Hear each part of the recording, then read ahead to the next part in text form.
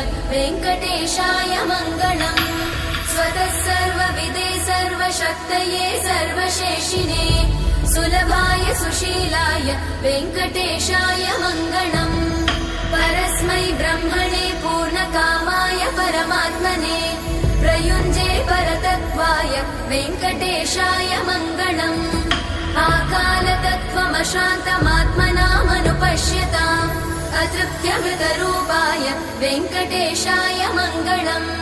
प्रायस्वचरणौ पुंसां शरण्यत्वेन पाणिना कृपया दिशते श्रीमद् वेङ्कटेशाय मङ्गलम्।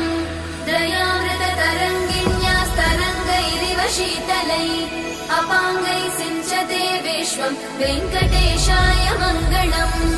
स्रग्भूषाम्बरहेति